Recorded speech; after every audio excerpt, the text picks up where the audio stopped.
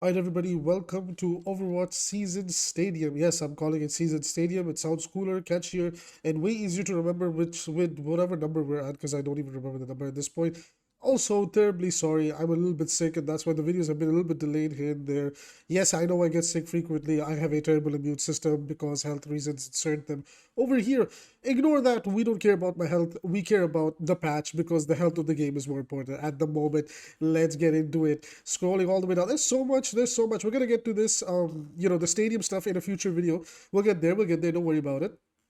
First thing we're gonna do is look at the patch notes for the base game, which I assume starts from over here. Okay, here we go. Let's go. Let's go. From tank, we got Diva. So Diva gets Buddy Stomp. It's combined with Ejection Suit. Okay, interesting. New minor perk, Buddy Power. Eject grants 75 temporary overhealth, and the call max damage radius has been increased by 50%.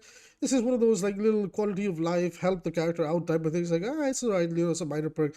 Whatever. I think Diva's like in a very strong spot. She's very underrated. These perks are fine. This new perk, though, also a minor perk, hitting an enemy with the boosters increase the duration by 0.5 seconds. I think this is very underrated, and this might actually be better than the Buddy Power perk. So me personally, if I'm playing Diva, I might go for this one with the big fat rockets that she's got, because, man, those rockets hit like a brick wall if you know how to use them. So Diva, good start. This is so far a 10 out of 10 change. Like, I'm going to be fair. Now, as we go along, I want to discuss the philosophy of going into all of this. I still, when hopefully, if some of the meta characters are here, I would like to see changes that are actually within their kit and not just the perks. Perks are not an excuse to mess around with the hero power level, nor are perks like everything that helps with the hero power level in defining it, okay? I hope you guys understand what I mean. Again, English is not my first language. I suck at sometimes saying the things that I want to say and making sense, but you guys are smarter than me, so I'm sure you understand what this idiot is saying. All right, so Hazard. Okay, off the top, increased leap slash damage from 30 to 50%. Ooh, okay, so this is probably, man, this is probably only going to really help in his matchups against tanks. Maybe this isn't that bad. I don't think they've done anything to really like Gigabuffed this guy. Hazard's in a pretty healthy spot. I don't think this is gonna make or break him either. It's just one of those, okay, yeah, sure, he could use a little bit of help. Why not this? That's fine. I think this is okay. And also Hazard's a pretty healthy tank in my opinion. He doesn't really have any ridiculous design elements to himself. I think he's a very unique and fun tank. I'm going to go over to Orisa. Oh boy, here we go. Okay, before I look at Orisa. Okay, I don't think Orisa is bad. I think characters like Orisa, Hog, Mauga, these are characters you have to keep niche for the game to be fun and enjoyable. I've actually been enjoying a lot of Overwatch 6v6 and a little bit of 5v5 here and there, and I realized it was because a lot of the characters like Orisa, Mauga, and Hog, they're a little bit poo-poo. And what we don't want to do is allow these characters to return to a stronger state where they can actually have an impact in the game because their designs are just not healthy for the game. So if the design is unhealthy, we need to reapproach the character, maybe rework some of their kit in order for them to be healthier so that, they're a lot more in line with the rest of the roster. Now, moving over, let's see what they do with Orisa. So their comment is Orisa has been underperforming in comparison to the other tanks. We're going to increase her damage. Oh, without boosting her survivability. Oh, augmented fusion driver going up to 40. Oh, the micro buffs have started. We're gonna get Orisa micro buffs. Fortify now prevents hack abilities lockout from interrupting. Oh, that's actually really good. Heat dissipator, increase amount of heat reduced per headshot by 30%. Oh, that's really good. Damn. Oh my god, these are, bro, this might be scary. I I don't know. Like I said, I don't think Orisa is bad. I don't know where she's underperforming. I think Orisa is a type of character that even if she is underperforming, you want her to underperform. I think she's a very good like anti Doomfist and anti in some cases sometimes anti ball type of character with a certain build. But I don't think Orisa is the type of character you want to really like bolster into a stronger spot. I hope to see some Zarya nerfs because these are alphabetically arranged, right? So hoping to see Zarya beneath Ryan because that's usually where she is. So Reinhardt, a fiery uptick remove. We know this. This was leaked. Crusaders fire new minor perk refund in charge of fire strike when you set an enemy overfilling up to 3. This is gonna be so fun because basically what you can do is you can fire strike 2 times Earth Shatter, and if you get like a fatty shiny, you're gonna get 3 fire strikes again. That's like over 500 damage in a span of a few seconds from Reinhardt. So I actually think this might be enough to push Ryan into a very strong, very, very strong state. So guys, don't sleep on Reinhardt. I think Reinhardt may unironically be a very strong, I actually think he still is a strong tank. I don't think Ryan is bad at all. Shield Slam, distance increased by 50%. This is a very awkward perk. The reason this perk is awkward is not because it's good or bad. It just doesn't fit Ryan's playstyle. Like again, like Crusader's Fire is good because of the way it works with Ryan's kit. Shield Slam is awkward because of just how like weird it is. This is something that I would like to see on Brigitte maybe, but I don't want to see it on somebody like Reinhardt, right? This is just awkward. Because if you are slamming into somebody, you're putting yourself at risk, and unless you're fighting, you guys see what I'm saying here, right? It's one of those weird scenarios to be in. So moving on over to Roadhog, the Hawk Toss has been removed. I don't agree with this. I actually liked it. The Pent Up is a new perk. When your pig pen is triggered, you will refill your take a breather resource, which can overfill. This is potentially very scary. This is bad. We cannot allow Sustain to take over the game, regardless of where that sustain is coming and going from.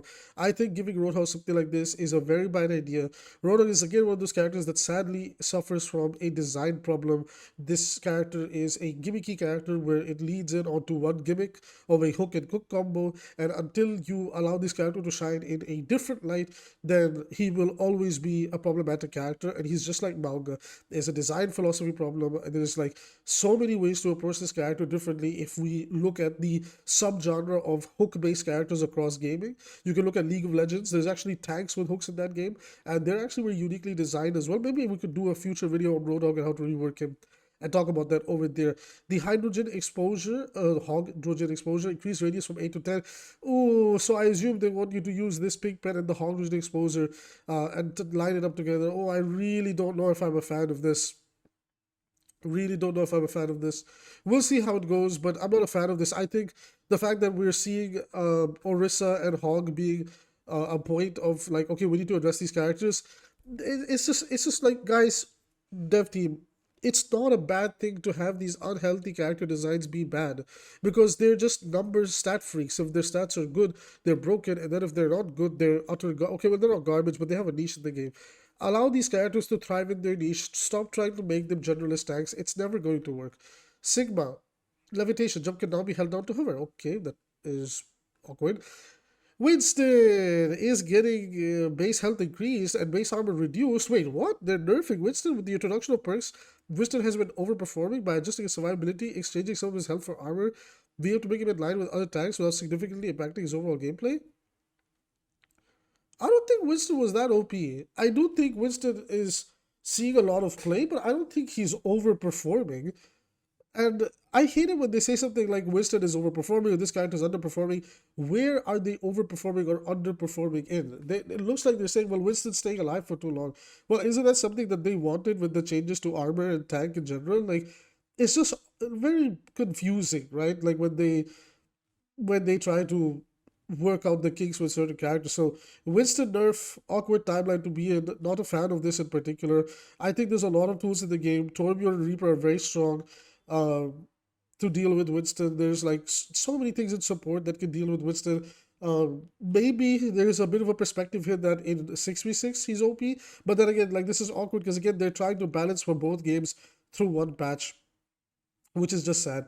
Wrecking Ball. Okay, I hope to God that this character gets gutted. He's so OP in 5v5, and he's even more OP in 6v6. And with Sombra basically getting gutted, I expect to see Wrecking Ball get nerfed. So in 6v6 game mode, armor health has been reduced from 150 to 100. That's good, but there's no other nerfs. What the hell are we thinking, Blizzard? Come on, like there needs to be a little bit more. This character is still very good. He's still going to be very good. This 150, this extra 50 doesn't even matter. This is so. It's a step in the right direction, but they need to do more. Like I will have a bit of high standards for this patch because again, this is a major patch. This isn't like a minor patch. So damage character, here we go, Cassidy.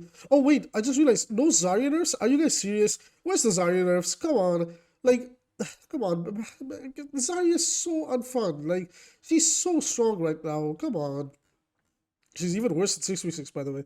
She's actually fun to play 6v6, but she's still oppressive. Anyways, damage characters, Cassidy coming in with Past Wound being removed, and even the odds, a new minor perk being added. Regen 20 HP per second for every enemy targeted by the Deadeye. Sure, why not? I mean, I actually prefer the old perk, because I thought it was like better with uptime purposes, but this is okay as well. It's not like over the top or anything, but it's okay. Freya, okay, so they did say that they want to buffer I read the dev blog, so I know like this is just a summary version of that. So the time to earn her minor perk has been reduced. Yeah, she took way too long to get that. The crossbow number of shots before max spread has been increased from 8 to 12. Okay, here's my opinion. The problem with this is not the spread and not the, the way the shots work. It's actually the projectile speed. I think the speed needs to be a little bit faster, personally. I don't. I think keeping the spread all the way up to 12 shots before the shots begin to spread out is okay, but I don't think it'll do enough to help Freya. Like Freya is possibly one of the easiest characters to dive in the game. Like surprisingly for a character with so much mobility, she's very easily diveable. If I'm making sense, I think Freya is really easily diveable, and she really sucks at taking duels. Like the problem with a lot of the stuff that they're addressing over here, it doesn't do anything to help with Freya when it comes to taking duels. Maybe something that would be nice is something like 𝐒𝐈𝐈, where if Freya uses like one of her jumps, she like boops people away. Like I know they're pretty much copy pasting 𝐒𝐈𝐈 to Freya, but it's kind of like, well, that's kind of happening across the entire game now. So we might as well give it to her if she's still struggling. Otherwise, I think Freya might be one of those characters that unless you break her numbers like Juno, she won't be good. I don't think this is enough to make her good. The bolo shot damage and radius increased. Okay, honestly, this should have been a little bit bigger. I think 6 meters would have been good. Bolo shot damage over time increased from 75 to 9. Oh, this is big. Okay, so the bolo shot changes are good. The rev draw crossbow change is nice, but it could use a little bit more. The minor perk earn time limit is also nice, but like I said, I think Freya will need a little bit more. I don't think Freya is better. I think she has a very tough roster to compete against. Where, funnily enough, like realistically speaking, the only character that she'll probably outshine is Hanzo. But if she's competing for that hit scan or flex DPS spot against like Ashe, Sojourn, I don't see how Freya's better than any of those guys. Like she did a great job of taking over Hanzo, but I don't see her replacing Ashe or Sojourn. So hopefully Freya finds a spot in the game, but I think sadly Freya's just one of those characters that her kit just feels too empty. Like all the mobility is nice, her gimmick is so cool. Like I said, she's gonna be one of my mains, but like one of the things I learned when I was scrimming with her during that little period that she was there, I just personally felt like Freya's lacking a lot of oomph in her mid fight. So unless you're getting values before a proper team fight happens, I think Freya's gonna struggle a lot because she doesn't like it when people close the distance on her. She goes into a very, very awkward situation. I could be wrong. I will play with this and give you guys a feedback on Freya like a few days from now, but I do think Freya could use a little bit more. Anyways, moving over to Hanzo Shimada. Okay, before I look at all of this, just give him the bow draw speed. Please, please, that's all he needs. Do not do anything else. Okay, restoring the functionality of Hanzo's Stormbro to retain drop progress will enable him to use wall climb, improving his ability to take space and preserve himself. Okay, Stormbro arrow drop progress is preserved while wall climbing. Yo, they gave us back the original change that they shouldn't have ever taken away. That was in the game for like 6-7 years. Okay, Storm Arrow's projectile speed. Wait. Storm Arrows, not Storm Bows. Storm Arrow's projectile speed increased from 110 to 140 meters a second. Why are we buffing Storm Arrows? Why? Why are they so obsessed with Hanzo when it comes to Storm Arrows? Just look at the Storm Bow. Everybody hates Storm Arrows because of the way they just Gigabuffed tanks. It's like an easier version of his actual neutral gameplay where he actually has to aim and land the shots. Lean into the aim and landing the shots and not just spamming down main and making him a slightly more consistent Junkrat. Like, please, I'm begging, stop leaning into these stupid Storm Arrows. Like, I hate Storm Arrows so much, it's insane. Like, I'm so disappointed. This is 0 out of 10. 0 out of 10. This storm mode change is nice, but it's not enough. Like, this is terrible. This is terrible. Junkrat, aluminum frame now also reveals trapped enemies to allies. Quality of life change, very nice. TikTok description update, I don't care. Here we go. And the leaks were basically true. Chilling reach has been removed. Biting cold has been moved to a minor perk. Secondary fire hits slows enemy by 20% for 1.5 seconds. Deep freeze, new major perk. Continuously hitting enemies with primary fire freezes them for a short period of time. This is ridiculous. The fact that on her minor she can get biting cold and then build into deep freeze where she's constantly slowing people in the game. She's constantly freezing people. This is going to be a nightmare. And then the problem with Mei is she encourages a very selfish playstyle of, at least in 5v5 and even in 6v6 back in the day, just focus the tank, like freeze the tank, wall the tank, beat up and bully the tank, and move on with your life. I don't like this at all. This needs to be removed. They need to drop this gimmick.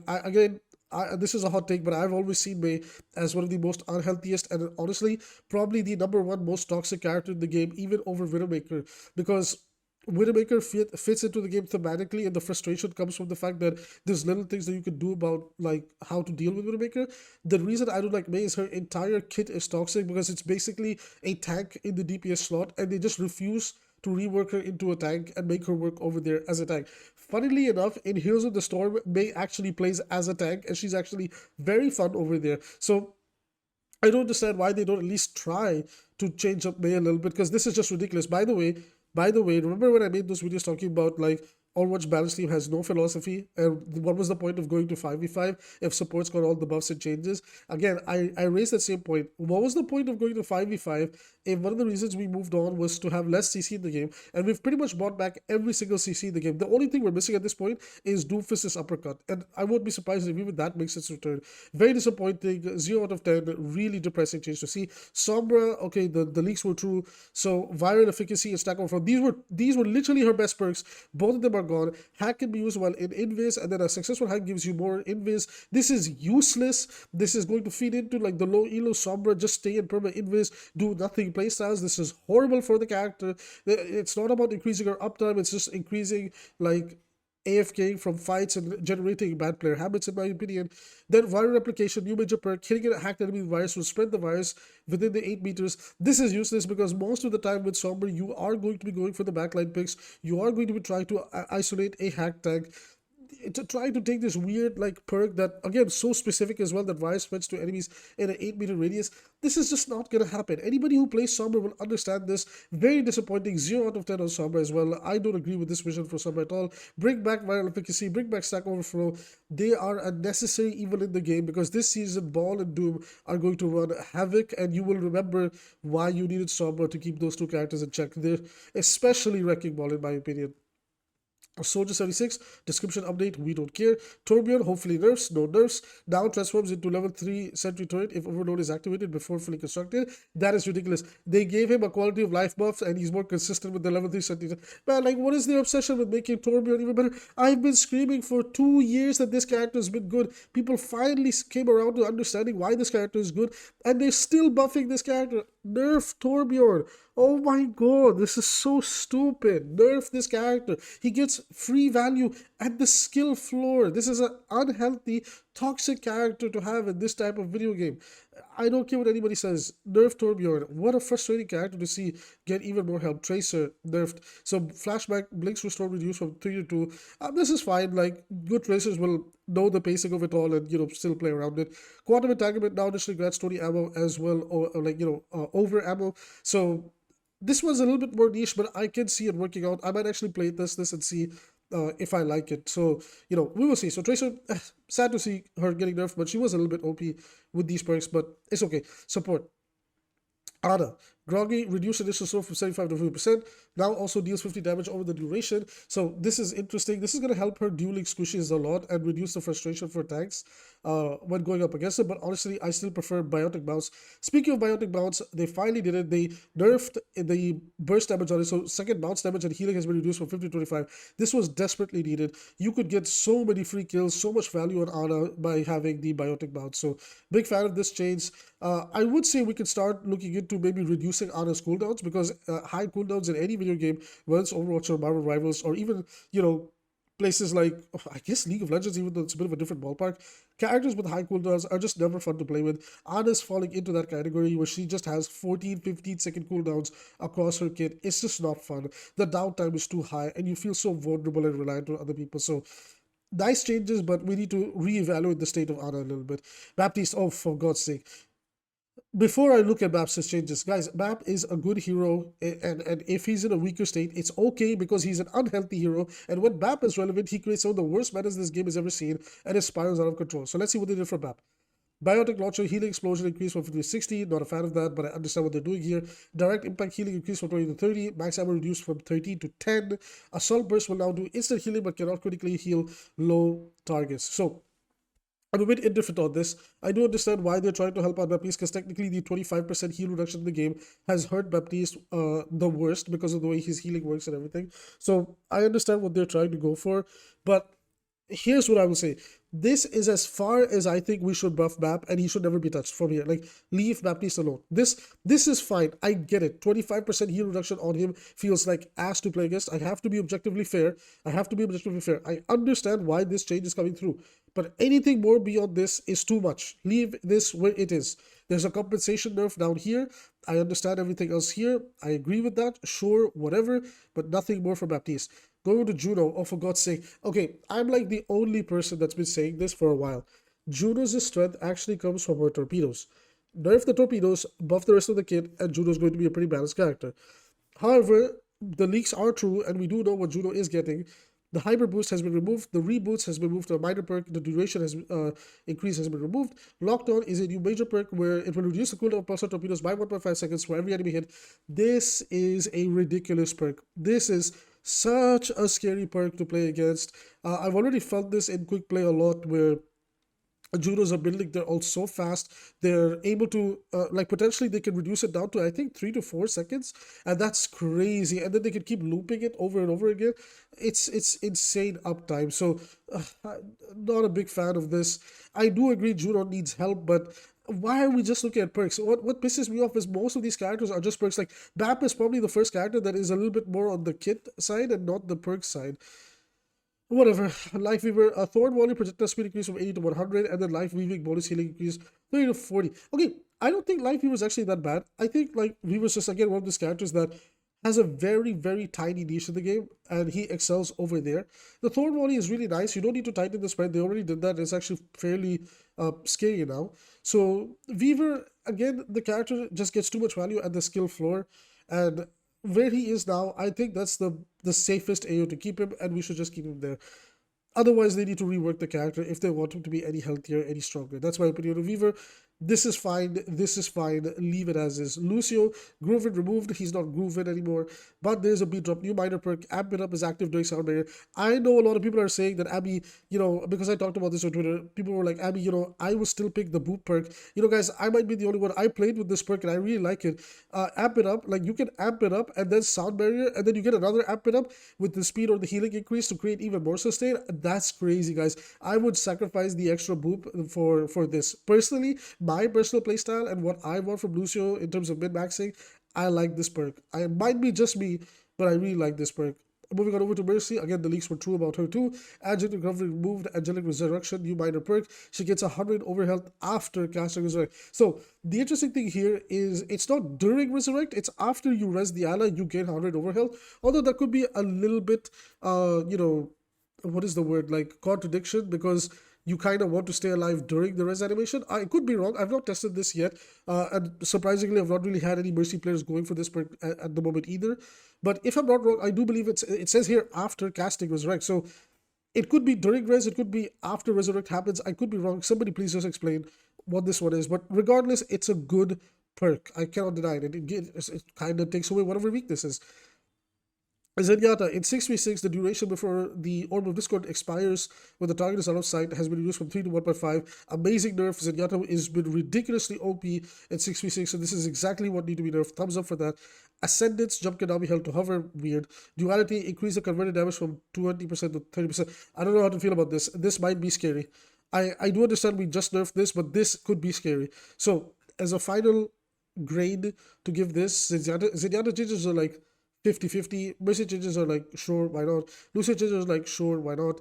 Weaver is like, yeah, sure, that's fine. Juno is a big question mark. Baptiste is a small question mark, but a question mark is just kind of like, I don't think we want Bap to become better, right? Ana changes, idea is correct. The nerfs are good, thumbs up. But we need to address the cooldown situation for Ana. It's way too much, especially for a character that has no mobility.